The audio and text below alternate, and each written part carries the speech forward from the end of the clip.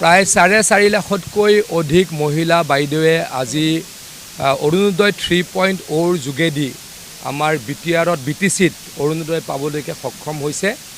আমাৰ ওদালগুৰি জিলাত 1,08,000 মহিলা বাইদেৱে আজিৰ পৰা অৰুণোদয় পাবলৈকে সক্ষম হ'ব।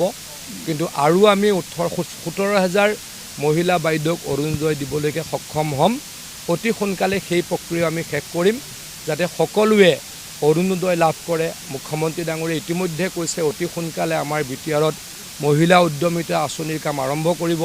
মহিলাসকলক 10,000 টকা দিয়াৰ কথা তেখেতে ইতিমধ্যে ঘোষণা কৰিছে। কামো কমপ্লিট হ'ল, অতি সোনকালে পাব।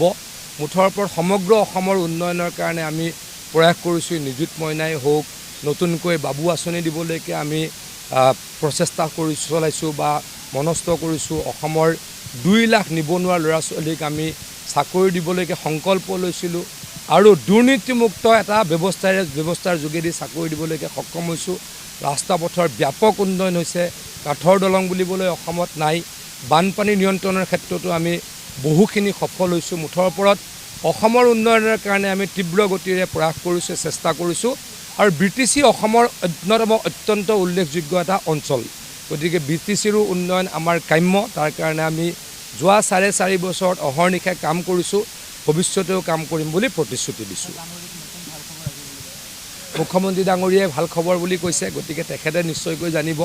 এই বিষয়ে আমি ইমান অৱগত নহয়, 1 জানুৱাৰীলৈকে বাট চাই ৰৈছোঁ। কিন্তু এটা কথা তেখেতৰ ভাষণত গম পাইছোঁ, 38 লাখ মহিলাই অসমত এটা ডাঙৰ উপহাৰ লাভ কৰিব।